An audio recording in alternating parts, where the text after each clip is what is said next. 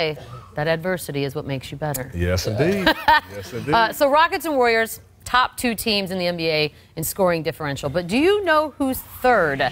Yep, Toronto Raptors. They have the fewest losses in the East, and they've won 11 of their last 12 games. We get to finally talk about them, Coach. Have we been sleeping on this team? I think so. I think this is a different Raptors team this year. I know they've had some great regular seasons and didn't show up, necessarily in the playoffs like people would like. But I just see a different style team. I see a team with the edge to them. They're playing fast. They're scoring. And give Coach Casey a lot of credit to be able to adapt in today's NBA from going to a team that ran a lot of sets to now a team that plays a lot more free-flowing and attacking basketball. And it's been fun to watch their evolution.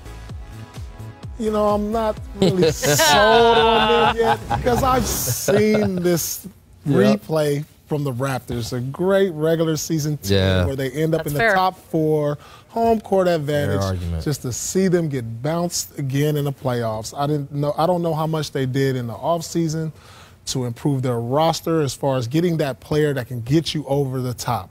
They have good young role players. Valanciunas, he's improving, but I just don't see that other player that gets them past where they need to go. I look at them as a team that can make the second round, put up a good fight, but their ceiling, maybe the Eastern Conference Finals, but no further than that. They can get the best record in the East, have home court advantage, but I just don't see this team really being a contender amongst Cleveland, Houston, Golden State. Well, you said something that's important, Paul. You said they're probably a second-round team, but maybe Eastern Conference. If this team makes the Eastern Conference Finals, they celebrate their season because they're not better than the Cavs. Right. I don't think it's a team over there that can beat the Cavs, but if they make it to that point, they celebrate their season. It was a good season. We go home saying, listen, we gave it all we had. I'm giving Coach Casey a lot of credit as well. He's changed up the way that they play. Yes, he has. And I think it's made an effect on the team. We don't have the luxury of ever seeing this team play. Right. Because they're in Canada. They don't play a lot of, games on our network or the other network. So that's the problem that we have. We don't get to see them. The biggest problem to me is, can Kyle Lowry in the playoffs lead this team the way that he leads them in the regular season? He's had some monumental meltdowns in the playoffs and some stretches that he didn't get it done. And we all know that at some point we take on the mentality of our leader. This is the leader of their team, so they've had some struggles in the playoffs.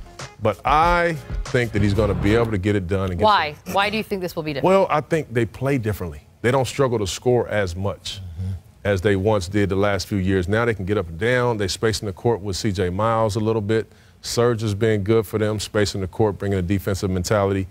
I just think that they're a little bit different. But was that puzzling, though, the times when it was seemingly as though Kyle Lowry had just sort of checked out? And if, in fact, that is what happens, then does it matter what the style of play is?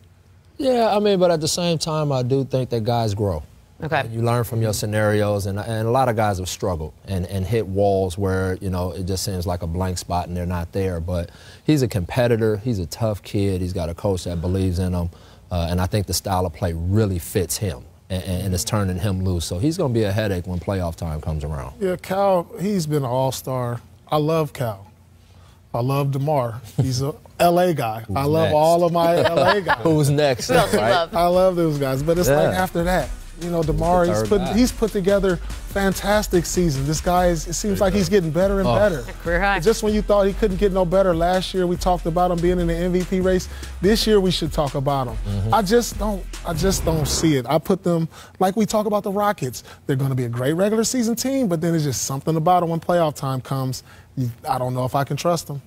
Tell you, we just don't get to see this team enough, man. We don't get to see them enough. If only there was a way we could all just figure out how to watch other games. How would we do that? Johnson, you have a league pass.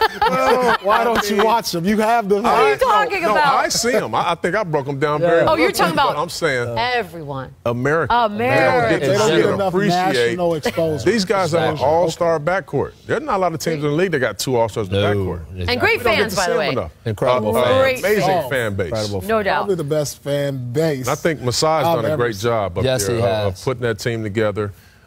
Keep adding pieces to the puzzle. We've been trying to get Raptors in the show for about 6 shows now, so I feel really good. Yeah, I piggyback that, though. He's done a great job by not cracking to the pressure as well. Sure. Because they've tried to get him to get rid of Case and tried to get him to let Kyle Lowry go and all of this stuff, and he just stayed with it, and I think that shows a lot of resolve from the front office there to get those guys to stay in and keep getting better. Agreed.